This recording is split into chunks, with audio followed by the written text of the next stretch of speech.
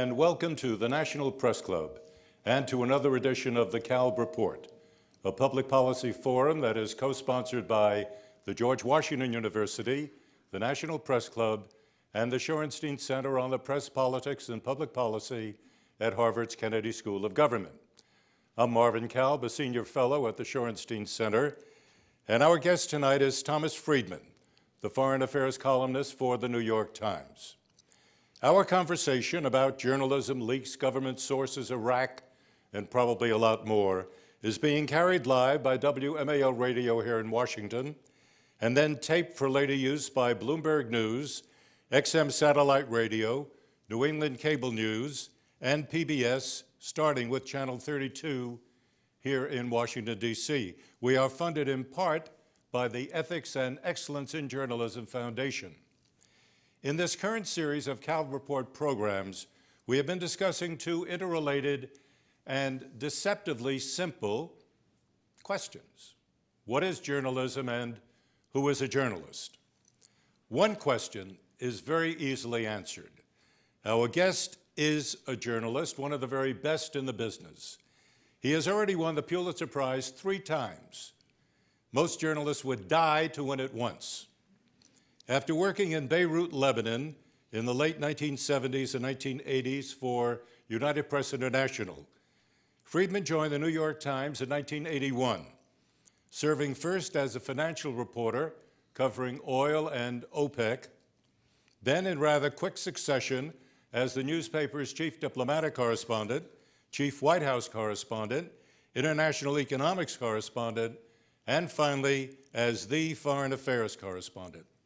He appears twice a week on the op-ed page of the Times, and his column appears in roughly 700 other newspapers around the world. He is also a best-selling author. His newest book is called The World is Flat, and it's been on the New York Times bestseller list for the past 35 weeks. Now that's a wow. His other books have also been bestsellers, have also won other awards. From Beirut to Jerusalem, published in 1989, one of the best books I've read on the Middle East. The Lexus and the Olive Tree, published in 1999.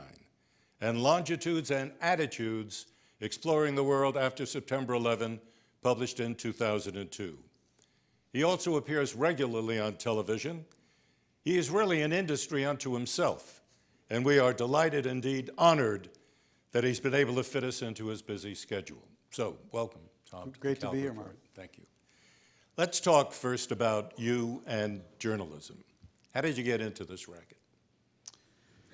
You know, your story about winning 3 Pulitzers and people would die for that. I'm now on the Pulitzer board. And Don Graham, who the publisher of the Washington Post, was head of the nominating committee, and he called me to ask me if I would join the board. And he called me up one day. He said, Tom, I got good news and bad news. Good news is you're going to be on the Pulitzer board. Bad news is you're not going to win any more Pulitzer Prizes. How did I get started? Even a question before that one. What brought you to journalism? I mean, you could have been a good dentist. What brought you to journalism? Well, I grew up in a small suburb of Minneapolis, St. Louis Park, and we had a tremendous journalism teacher at our school, at our high school, Hattie Steinberg. And my sister, oldest sister, was on the yearbook. My second oldest sister was the managing editor of the paper. And so when I came to high school, it was sort of a natural that I would take journalism in 10th grade in room 313. And Hattie Steinberg had a huge impact on my life. The only journalism class I've ever taken is her class in 10th grade in room 313. And 2 things kind of happened that year that really shaped my life. One is I took journalism, and over Christmas break that year, my mom and dad took me to visit my oldest sister, who was then doing her junior year abroad at Tel Aviv University. It was the first time I had been out of the state of Minnesota. I was 15, except for brief forays into Wisconsin. It was the first time I'd ever been on an airplane, and I went from Minneapolis to Jerusalem. And I just completely, I don't know, maybe had I gone to Minneapolis to Beijing, I'd be a sinologist today. I don't know. But I was completely wowed and taken by it. And, that was the time, it was just post-67. Israel was in its most heroic phase. And those two things kind of came together. So I spent actually all 3 summers of high school then living on a kibbutz in Israel. I became completely absorbed in the Middle East. I was known in my high school as Mr. Israel. I was just completely focused on that. Did you learn Hebrew at that time? I just gone to Hebrew school in Minneapolis. And so when I started college, which was at the University of Minnesota, I started taking Arabic as a freshman. And, it was, there are a lot of people there studying Norwegian and Swedish, and not a lot of people studying Arabic, but they happened to have a very good program. And then I did my sophomore year abroad at the Hebrew University. And I did a semester abroad at the American University in Cairo. I eventually transferred to Brandeis and graduated from Brandeis. But I really got my start in journalism big time when I had a Marshall Scholarship to go to school in England after college, after my 4-year degree. And I spent the first year at the School of Oriental and African Studies in London. And I met a young woman there from Des Moines, Iowa, who was then my girlfriend, now my wife. And in 1976, this was, we were still in London, we were walking down the street in London one day. And it was the time that Jimmy Carter was running against Gerald Ford for president. And the Evening Standard in London, they have those blaring headlines, they give you on the newsstand. And this headline said, "Carter to Jews, : if elected, I promise to fire Dr. K." Now, what was this about? Jimmy Carter was running for president, and he was promising, in order to win Jewish votes, to fire the first ever Jewish Secretary of State. And I thought, that's really odd. You don't see that very often. So I thought about that headline, and I have no idea what possessed me, but I went back to my dorm room and I wrote a column. Now, for whom? Well, it's a good question. I didn't quite know for whom, but I wrote a column. I wrote an op-ed piece, and my then girlfriend, now wife, happened to be a family friend of Gil Cranberg, who is the editorial page editor of the Des Moines Register. Oh. And she took my column home with her on spring break, and she gave it to Gil Cranberg, and he liked it, and he published it as a sort of half-page piece in the Des Moines Register with an Outh cartoon, and they paid me $50. Attaboy. And I thought that was the coolest thing in the whole world. I had been walking down the street, I saw something, I had an opinion, I wrote it up, they paid me $50. And basically I was hooked ever after. So during my time as an undergrad, as a graduate student in England, I wrote eventually another 10, I think, op-ed pieces for the Des Moines Register and for the Minneapolis Star and Tribune, my hometown paper, where I knew the managing editor was a family friend, Harold Chucker, a wonderful man. And so when I eventually went up to Oxford, I got my master's degree in Arabic and Middle East history from Oxford. And I, after college, applied at AP and UPI. I really didn't know what I was doing, frankly, but in London. And AP said, forget it, you haven't even covered a fire. You've never covered a city hall meeting. Well, you got these op-ed pieces, whatever. And because that's all I had to show for myself. I had never covered a fire. And I hadn't taken journalism since room 313. So, but a wonderful, grizzled, really, really fine newsman named Leon Daniel, who was the bureau chief for UPI in London. Someone had just been moved from London. They didn't want to pay to bring someone from the States. And he said, I'm going to take a chance on this kid. And so Leon Daniel hired me, and I learned how to be a journalist. Were you working then in London? I worked in the London Bureau of UPI. I worked the overnight shift from 11 to 7 every 3 weeks, and you worked during the day. I was actually there when, you remember, the popes died in succession? Mm-hmm. And I was actually on duty the night that the second pope, passed away. John Paul I. Right. And there was I never forget, Leon Daniel came in the next morning. There was a UPI newswire that said, hard to believe, for the second time in a month, the Pope is dead. Leon looked at that and he said, that is hard to believe. So I was there then. I was there for about 11 months. And my first story, I think, was a taxi strike in London. But eventually, they got me, the Iranian Revolution was happening. Right. So they kind of made me the oil reporter, because I had studied Arabic, so somehow there was a connection. And 11 months after I was there, the #2 man in the Beirut Bureau of UPI got hit in the ear by a piece of shrapnel from a man robbing a jewelry store on Hamra Street in Beirut. And he said, I want to leave. I do not want to pass go. I do not want to collect $200. I want out of here. And they came to me and said, this is your chance, kid. And so I looked at my little wife from Des Moines, Iowa, and said, this is our chance. And so that was 19. What did she say? She knew that this is what she had signed up for. So it's I was so it was 1979 at that point. So I was 25, and they sent me to Beirut as their #2 man. It was the middle of the Civil War, and so that's how it all started.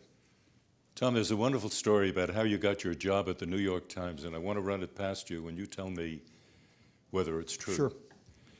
I'm told that the New York Times called you and that you were either in Beirut then, and they said, young man, we would like you to come to New York and meet with Abe Rosenthal, who's the editor of the paper. And what you did was arrive in New York, but you were late for the meeting. And you weren't even sure that you'd go to the meeting, is the way the story is told. That's Let me stop you there. Yeah, okay. Yeah, go ahead. But that you were late for the meeting.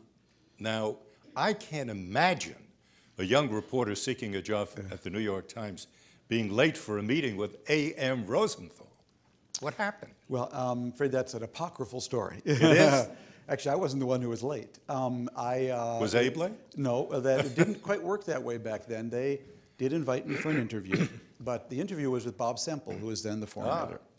So I flew all the way from Beirut to have this interview. I remember I got a new raincoat, and I was early, so I walked around Times Square, and it was really cold. I didn't have gloves. Anyways, the time came, 12:30, go to the lobby of the New York Times, call up to Mr. Semple's desk.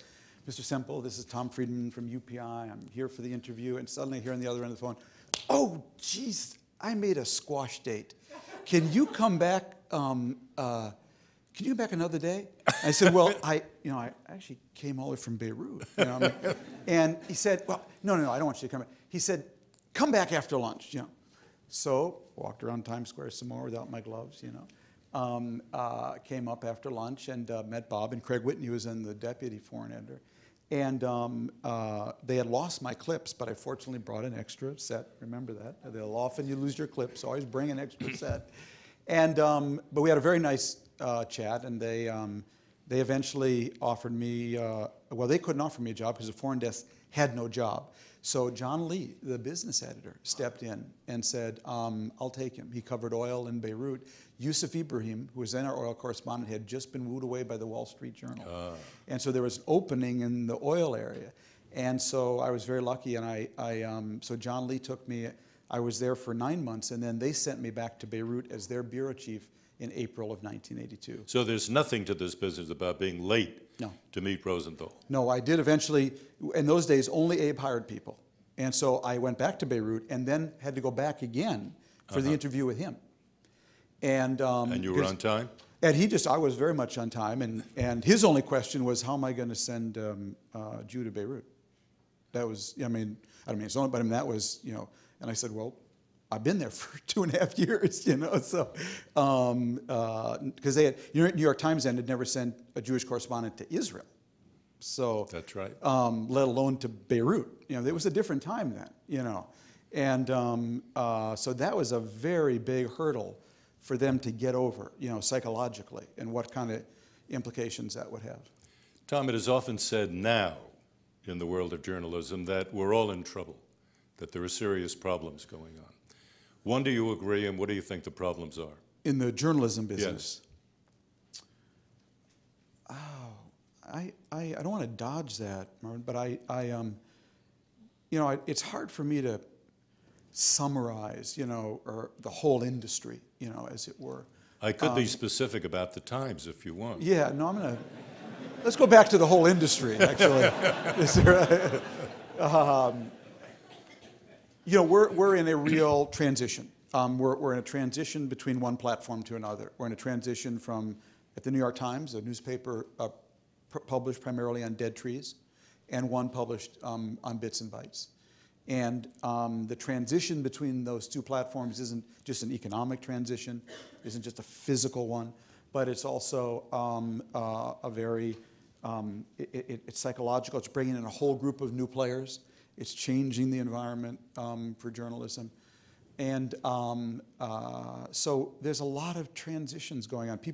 We're going through this time select thing. Everyone's trying to, is it the right thing to do? Is it the wrong thing to do? People feel like we got to try it, and I certainly, I'm not averse to trying things, because who knows, what is going to be the right model. But I feel like we're in this silo. It's a little bit what my book is about, And we were in this silo, and everything was very clear. We were like IBM. IBM sold hardware, and they sold software, and you could pick your place in the stack, and it was very clear.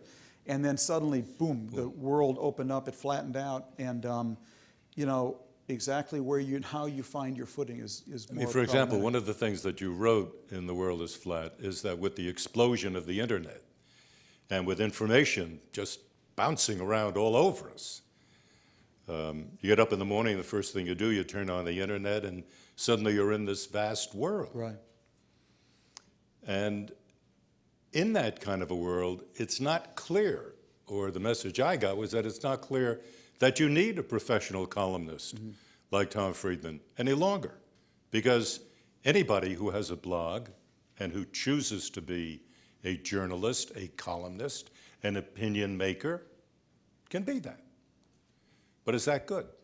Anyone can be an opinion maker now, there's no question, but anyone can't have an audience. There's a big difference. There's a big difference that anyone can, what I call upload, right. Okay? But that doesn't guarantee you're going to have an audience and the credibility that comes with that. That you have to earn. Do you think that we'll be able, or people will be able to earn that in the blogosphere in the way that you have earned it at the Times? Absolutely. I mean, you look at the best bloggers today, and to me, there aren't that many, who in the broadest range. There are in different niches, good bloggers in a lot of different areas.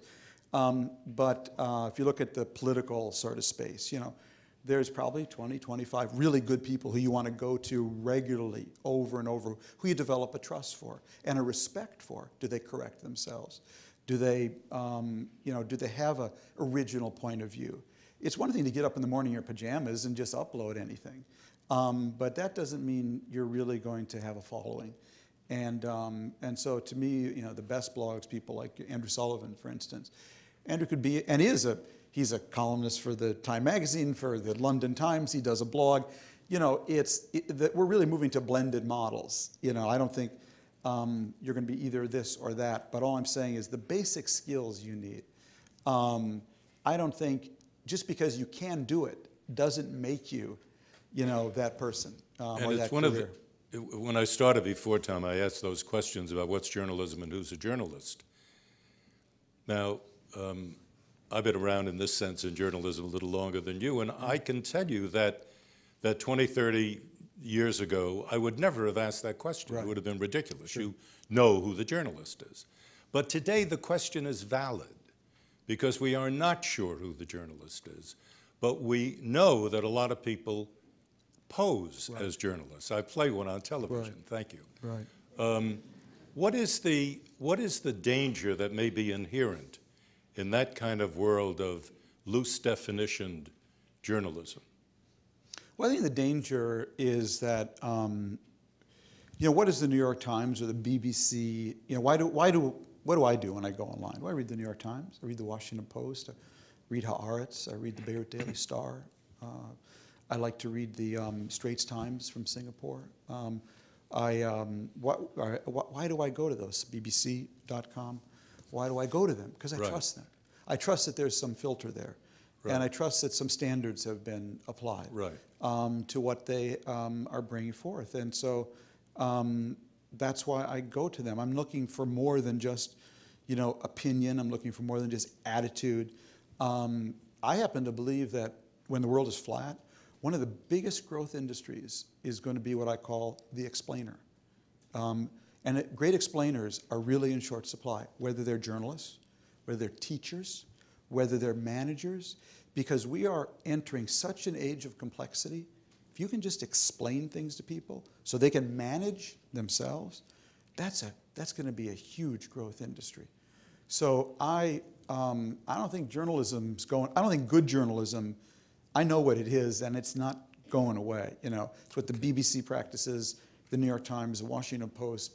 I want that filter. I don't want my news from someone who just got up in their pajamas. I'm interested sometimes in their opinions if they seem to be based on good, sound reporting. You know, the best columnists, in my view, are also great reporters.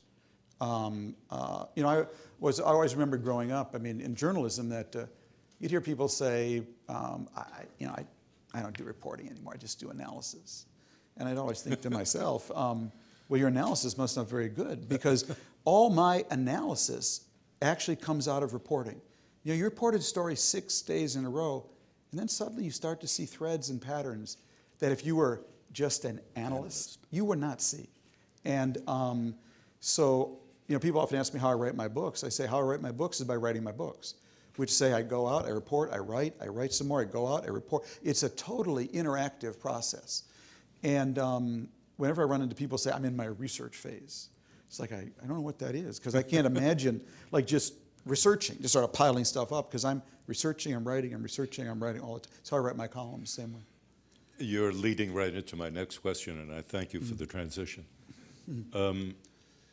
Ever since I've been reading Tom Friedman, the columnist, I have noticed one thing, and I've meant to ask you this for a long time. You use the personal pronoun more than any other columnist I've ever read, ever read. I mean, for example, James Reston, who ran the Washington Bureau of the New York Times with great distinction for many, many years, would never have used the personal pronoun. Flora Lewis, who had your job 20, 30 years ago, she would never have used that. But you use it in the first sentence, and if it's not by the third sentence of your column, something's wrong with Tom that day.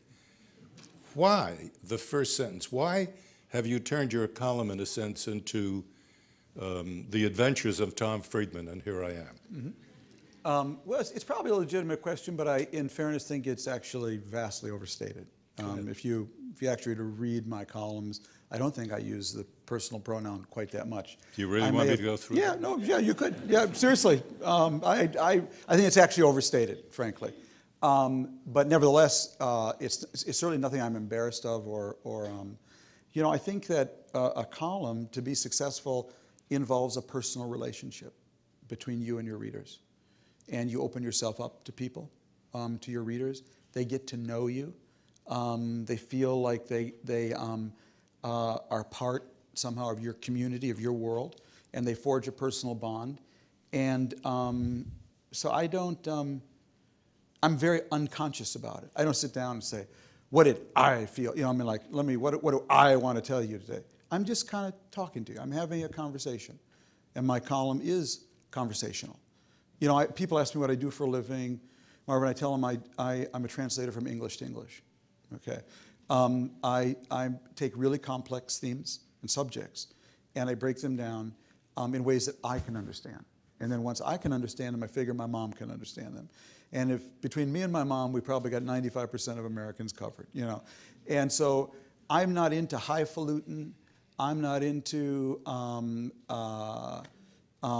you know, big words, or that you're, you know, not going to understand, you know, what I'm saying. You can accuse me of many things, but writing in a clear way, not writing in a clear way is not one of the things you're going to accuse me of. So right. I really try to make things clear and make the column one that is really inviting. And if using the personal pronoun is part of it, mea culpa, no problemo. Okay, you know? and the other side of it is that your column... See, I'll say one thing in the reverse. You know, you put my columns with James Reston, who I've inherited his office. This is one of the great icons.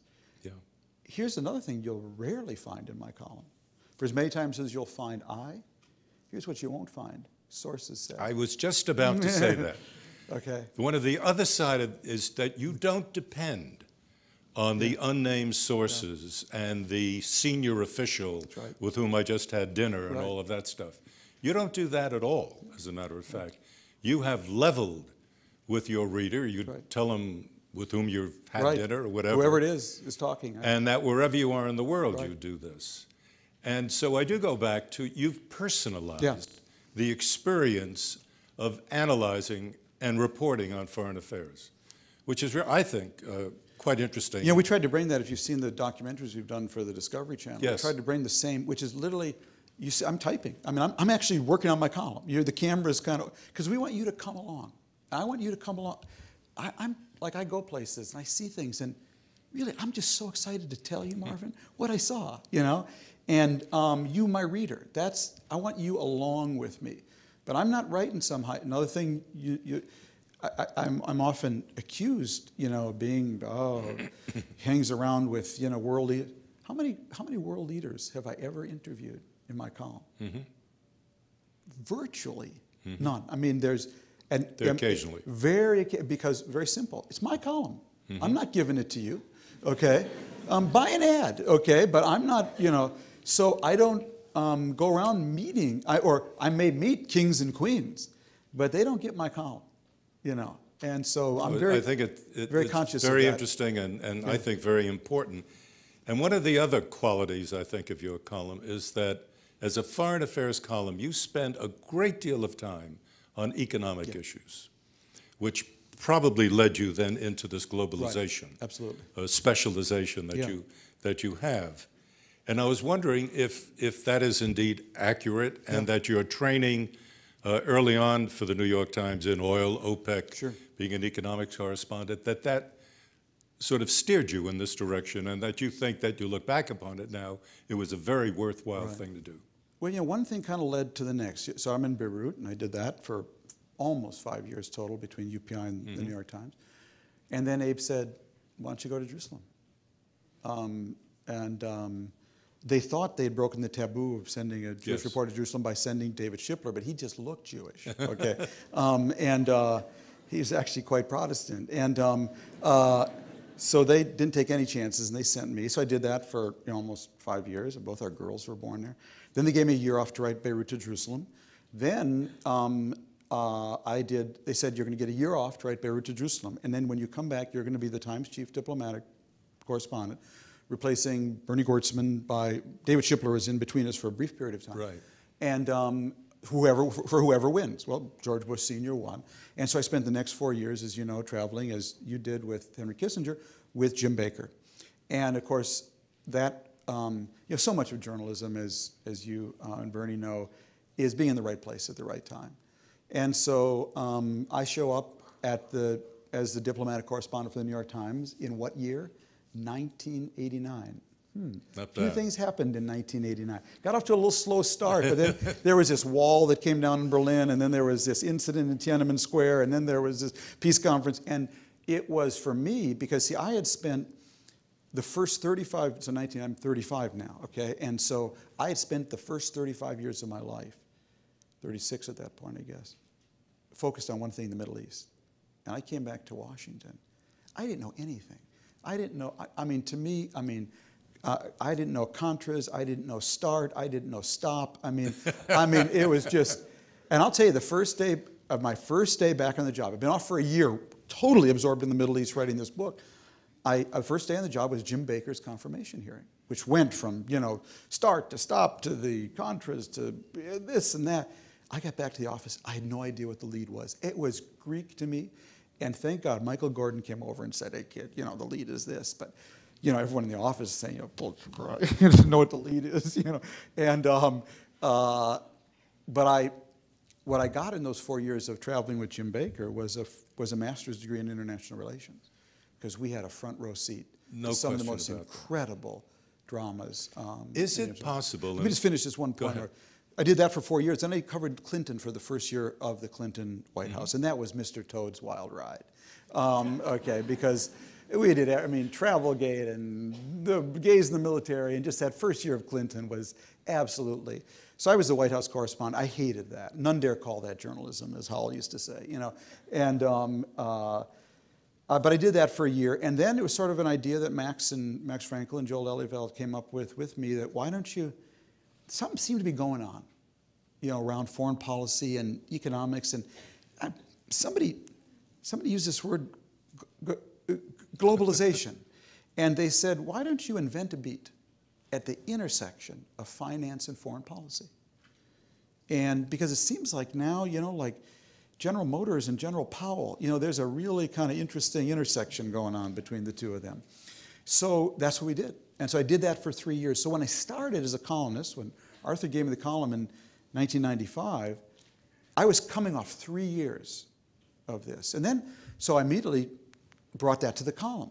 Now that was quite jarring compared to my 4 predecessors. Yes.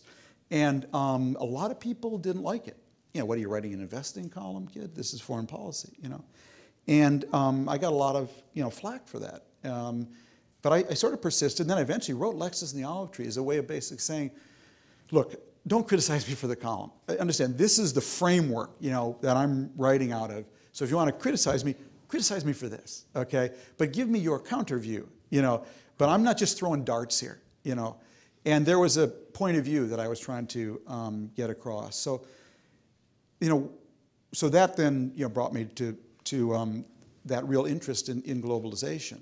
And yet, at the very time that you were writing about globalization and many people were talking about it, we had an explosion also of small tribal, ethnic, religious violence, nations in Europe Right. and in other parts of the world that we thought were nations began to feel as if they're splitting apart.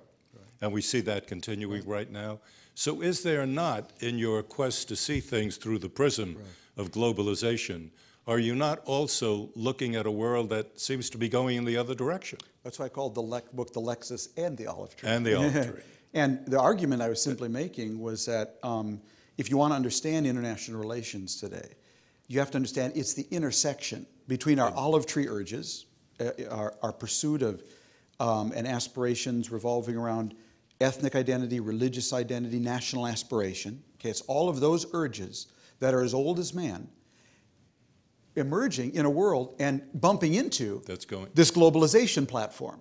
And all I was trying to say in that book was, if you want to understand international relations today, you can't just look at this, and you can't just look at this. You got to understand it's about the intersection of these forces. That's which one's winning, if there's such a thing? Well, you really can't, because each one is playing off the other to some degree. So it was in Lexus and the Olive Tree that I coined the term the super empowered angry man.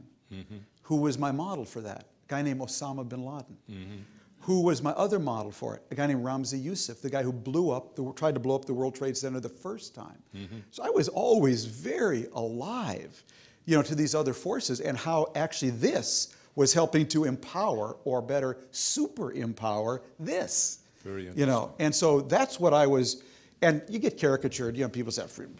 What drives me, there's one review of this book, it's a trend review, because you get it a lot, that really drives me nuts. It drives me nuts because it is so stupid, and it masquerades as a kind of effete intelligence. And it's that, Friedman he's forgotten about politics. He doesn't know there's politics in the world. He's made the CEOs and CTOs the lead actors in the global drama. Well, excuse me, okay? But if you want to understand actually the platform on which international relations is being played out today, okay? Platform involving the internet technology that is enormously empowering of individuals. Who's going to explain that platform to you? Villagers in rural Brazil? In sub-Saharan Africa? Osama bin Laden? Osama bin Laden is playing off this platform. He's drawing energy from it. He's leveraging but he's not driving the platform. People are going to explain that platform to you. Are people like Michael Dell, Bill Gates, Walmart, all right, the great outsourcing companies of India, they're the ones pushing it forward. If you don't understand the power of that platform, you are never, ever going to understand international relations today. What does Walmart know about Osama? What does Walmart know about Osama? I would say the person in the Walmart doesn't like when I say this, but I'll say it anyways. The person who understood global supply chains almost as well as Sam Walton is Osama bin Laden. Really? Because to me, Al-Qaeda today is nothing more than an open source global supply chain.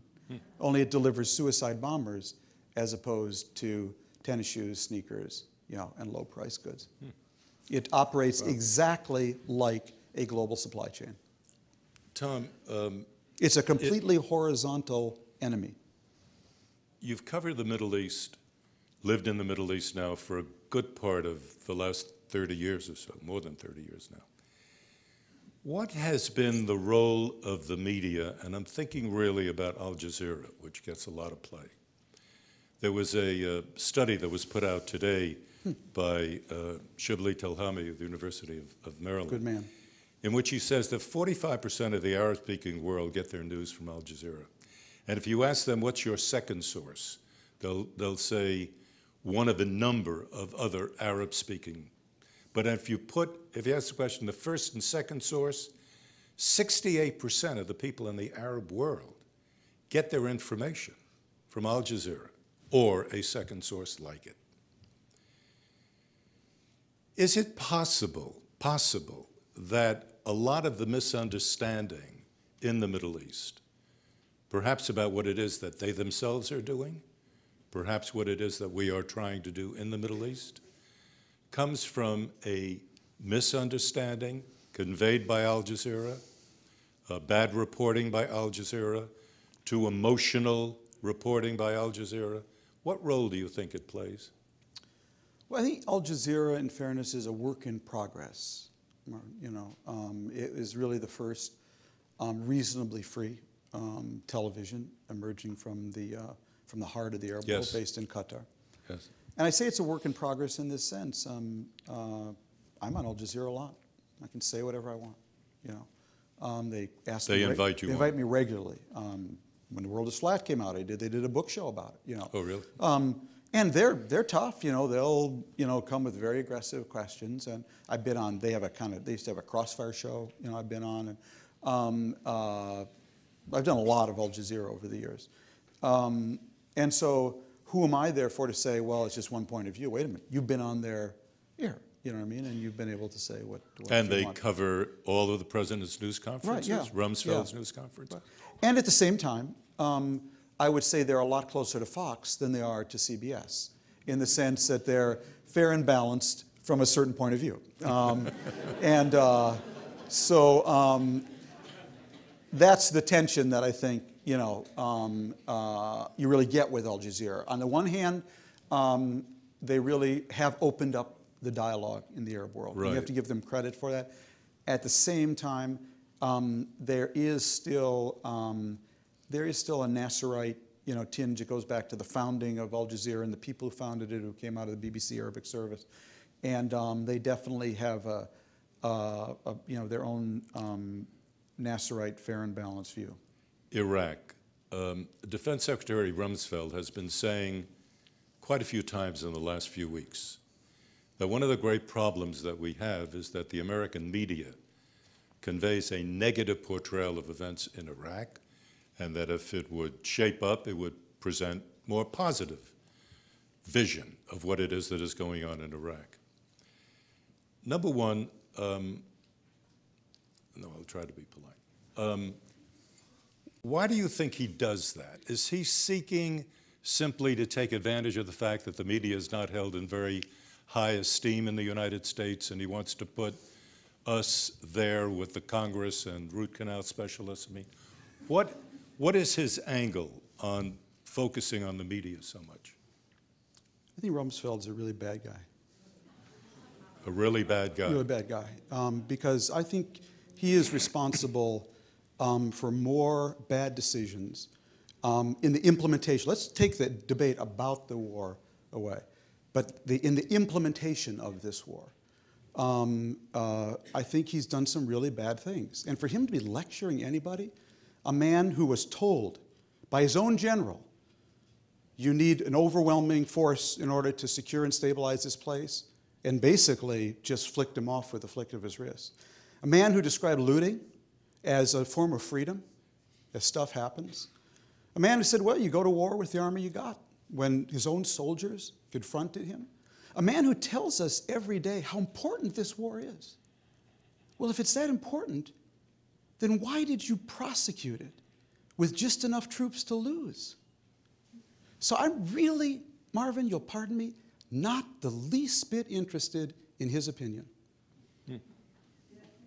But don't you think he, I'm not, don't you think that he represents the opinion of the President of the United States? I really don't know. I really think I mean, could he be doing this without the Yeah. President's knowledge and therefore approval?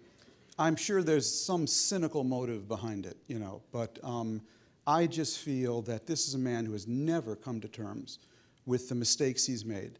I've written, so this is not saying anything, Yes. that he should have been dismissed a long time ago, and that I'm just not interested in commenting on anything he has to say. He does not merit that in my book. You said in a recent column that you spoke about George Bush's third term. And I'm wondering if in the third term you feel that the vice president ought to be put onto pasture somewhere. I don't want to get into, you know, like No. if I want to have an opinion on that, I'd You'll write a say it. serious column about it. Okay.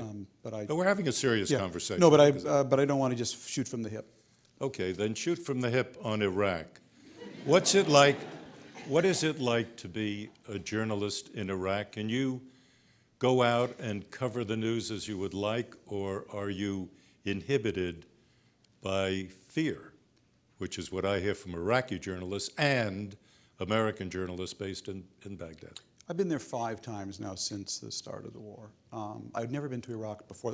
I was there in 1979 with the Iran-Iraq War, but that didn't really count. So I've been there 5 times, all short visits, and in different sort of contexts, sometimes with American military groups that went over, sometimes on my own, you know, so it was all different things. And I was actually in a caravan that was robbed by highway robbers outside of Ramadi. Oh, yes. Gun to the head kind of stuff. So, you know, I've seen it all. Iraq's the most dangerous place I've ever been as a journalist. Far more dangerous than Beirut.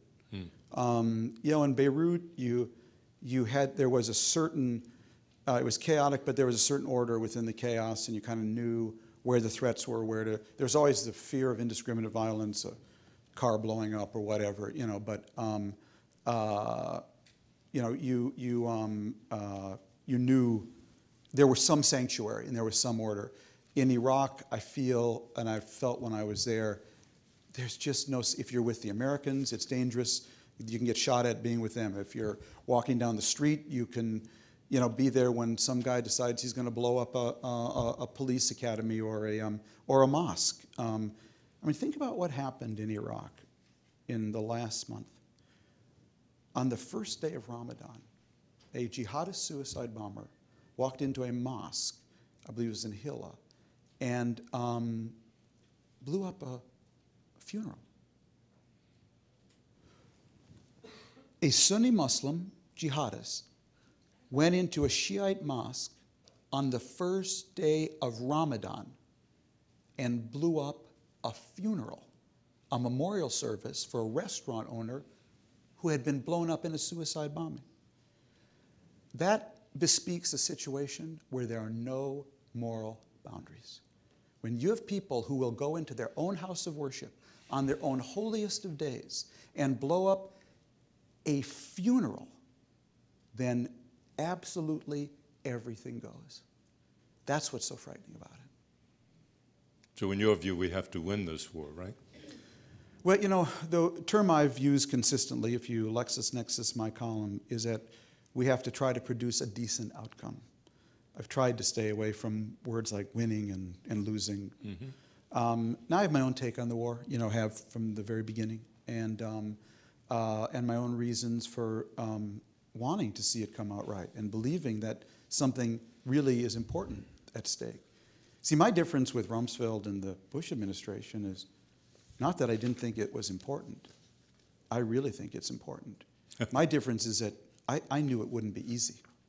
See, they thought it was going to be important and easy. And I thought it was going to be important and really hard. And I think in thinking that it was easy, they made so many mistakes. And for that, there really is no excuse. I was going through the blogosphere, you'll forgive me, Please. and came upon a really dreadful critique of you, written by some guy named Bob Norman of the Broward Palm Beach New Times, which I don't normally read. But me both. it had, really, I'm not even sure I want to go through all of this, but it was very, very negative, and the whole point was that you're a big shot journalist and you supported these people going into Iraq.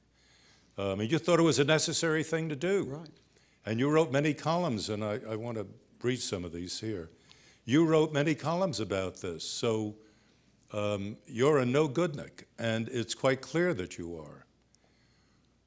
What is your feeling as you look back over the last couple of years? You said you don't want to, but I would like you to. Do you feel that what you were writing about in 2002 has been more or less borne out by the reality of what has happened? Right. Well, you have to know, as you know from reading my column, I did not support the war on grounds of WMD. Yes. I believed that there was no WMD threat and wrote that at the time. And my argument was that if you're going to Iraq in pursuit of WMD, that is not a cause for war. And the column I wrote about that before the war was, Mr. President, tell the truth. Okay, this is not about WMD. Don't take the country to war, I wrote, on the wings of a lie. That's right. Okay, but I thought there was a justified reason for the war. I felt it then, and I feel it as strongly today, Bernie, as ever. And whether you're from the Broward paper or anywhere else, first of all, this was a hard call. This is certainly the hardest call I've ever had as a journalist. I have great respect for people who called it the other way, but I know why I wrote what I wrote. I didn't come to that opinion lightly. Now, I'll give you the 30-second version of it. I believe for 50 years we treated the Arab world as a collection of just big gas stations, just a series of big gas stations. And all we cared about as a country were three things. We cared that the pump was open, the price was low, and in recent years, that they'd be nice to Israel. And we basically told the Arab world for 50 years, guys, just keep the pump open, the price low, and be nice to the Yehudis, and you can do whatever you want out back. You can treat your women however you like.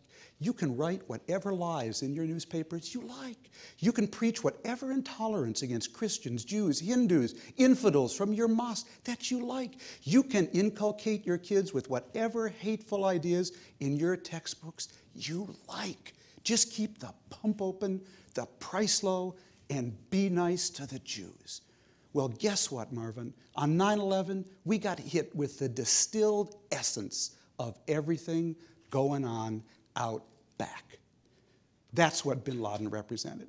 The threat from that region is not that bin Laden was in league with Saddam Hussein. It is the pathologies of what was going on out back. Now, fool me once, all right, shame on you, but fool me twice, shame on me. I believed we had a strategic interest and a moral obligation to test, and I always knew it was a test, a long shot, to see if we could partner with Iraqis in the very heart of that world to change the context of what was going on out back. So to all those on the left, to all those in Broward County, all right, I don't happen to think that that has changed. I believe you can disagree with that, but you have no right not to think seriously about this war and about what was going on out back. And I'll tell you what's going on in the Arab world today. It's real simple, okay? We're seeing the biggest population explosion on the planet from Morocco to the border of India, okay? That's what's going on there. That's on one track. On another track, we're seeing a huge explosion of windfall profits from oil. Now, in simple terms, what's going on is these autocratic regimes are taking these windfall profits and feeding it to this population explosion in the form of government jobs, subsidies, and inefficient, uncompetitive, state-owned industries. And as sure as we're sitting here, Marvin, this is what is going to happen. The price of oil will go down. The population explosion will continue. And when those two lines cross, you are going to see the biggest bang coming out of that region anywhere on the planet. Bang. There is going to be a political and socio-economic explosion from that part of the world. And my hope my logic was we need some alternative models in place, a different context in the heart of that world for when that eventuality hits. Now, it's possible to do a noble and right thing really badly. We've demonstrated that during the last 3 years. But there is a logic to this. What is the second largest Muslim country in the world, Marvin? No, it's not Indonesia, it's not Saudi Arabia, it's not even Pakistan. It's a country called India. Well, here's an interesting statistic. There are no Indian Muslims we know of in Al-Qaeda, and there are no Indian Muslims in Guantanamo Bay. Well, now that's an anomaly. Second largest Muslim country in the world, and they're not represented there. Why is that? Why is it? Could it be maybe because the president of India is a Muslim? Could it be because there are Indian Muslim women on the Indian Supreme Court? Could it be because the wealthiest man in India today is a Muslim software entrepreneur? Could it be because when I was in New Delhi, after we had invaded Afghanistan, and there was a debate live on Indian TV between the Imam of New Delhi and the country's leading female movie star, who's a Muslim woman, and the Imam of New Delhi called on Indian Muslims to rise up and join the jihad. Join the jihad in Afghanistan against Americans. And live on Indian TV, she told him to shove it. Because she lived in a context that empowered and protected her to do so. So guess what, folks? Context really matters. The context within which people live their lives really matters. And if you change the context, give people a context where they can vote, where they can start a business, where they can start a newspaper, where they can achieve their aspirations, where they can sue their neighbor and not have to bribe the judge with a goat. And guess what? Guess what, Marvin? They don't want to blow up the world. Maybe they want to be part of it. So you will pardon me, okay, if I felt we had a strategic and moral imperative to see if we could find a way to begin to change the context in that part of the world. Oh, I regret many, many things about this war, most notably the number of young Americans who have been killed and wounded, and Iraqis as well. But I knew what I was doing. I had a logic for what I was doing. History and time may show me completely wrong, be completely quixotic, to be on a fool's errand. That may be true, but I didn't come to this lightly. I didn't come because someone whispered in my ear there was WMD there. And I, most of all, and this is where my real contempt for a lot of those people comes from, I didn't come to my position for or against the war because I loved George Bush or because I hated George Bush. I felt I had a responsibility as a parent, as an American, and as a columnist to think this through as best I could. That's how I thought it through. I don't regret a single thing. Good for you.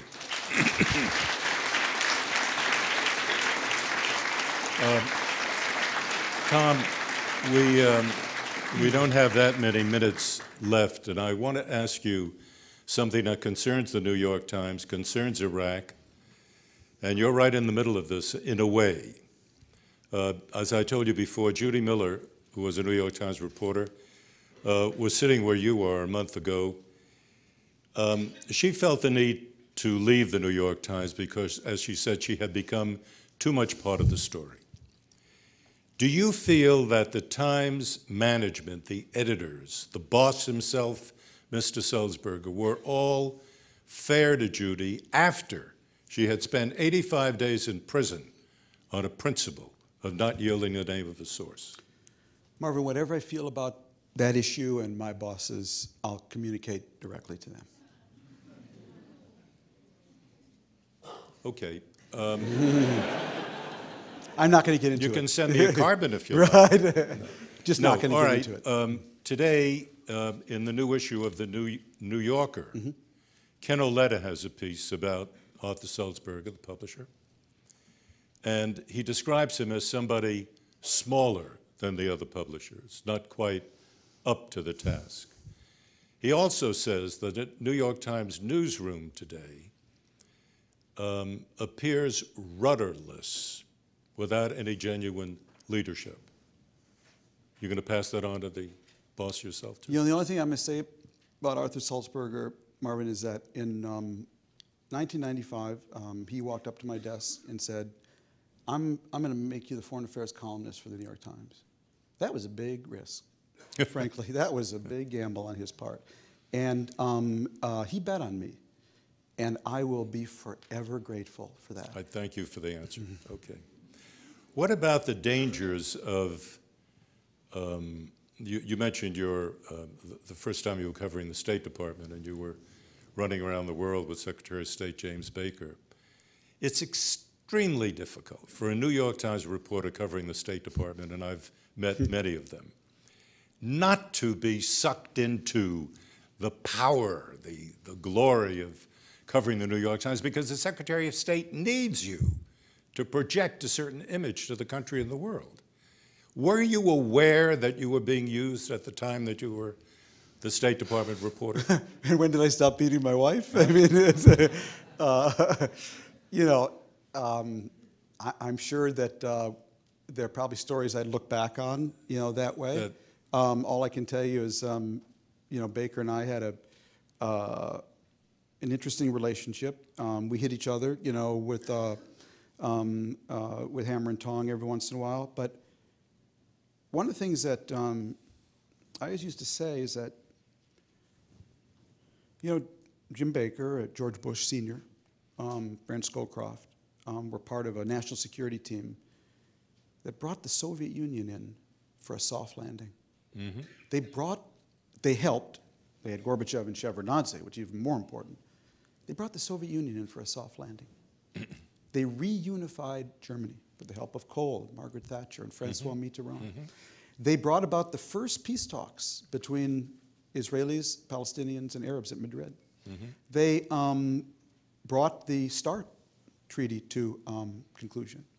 Was I supposed to write, that was all bad? I really, but I know this Soviet Union thing, it looks good, but I mean, we could have at least had some fireworks on the way down, you know, I mean, that's what I never quite understood, you know what I mean? You are the reporter, you are responsible for reflecting and writing this story. Should I have said that was all bad? So I never quite understood. Supposing something was bad, right, you would have the responsibility for reporting the Absolutely, bad. And you know, and this was a lesson in journalism too. Jim Baker took 16 trips to the Middle East before he put together the Madrid peace talks. 15 of them, my lead said, began this way: James A. Baker III failed today. Okay, failed again in his pursuit of, you know, used to drive him nuts. Okay, but on number 16. He pulled it off. He pulled it off. And that's why I learned a lot about covering just diplomacy at that. I don't know how Iraq's going to end. I'm not as smart as people on the left who are sure it's going to fail. And I'm not as smart as people on the right who are absolutely certain it's going to be victorious. I'm going to tell you, I just don't know. Tom, I'm going to give you 30 seconds to give journalism students 30 seconds. A lesson in journalism. What is it that they should think about this profession? There's only one thing you need to know to be a good journalist. You have to like people. Okay? There's so many journalists who actually hate people. But the most important skill for a journalist is conveying that you like people, that you like to listen to the crazy things they say and do. You know, if you can't hear the music, you'll never be able to play the music, Marvin. But if you can hear the music, if you convey to people how much you enjoy hearing whatever it is, the most important lesson for a journalist is be a good listener. You'll be amazed not only what you hear, but listening is a sign of respect. More importantly, it's a sign of respect. And when you show people that respect, it's amazing what they'll show you back. Tom, it's been a pleasure listening to you. And do come back again. Thanks so much. Pleasure.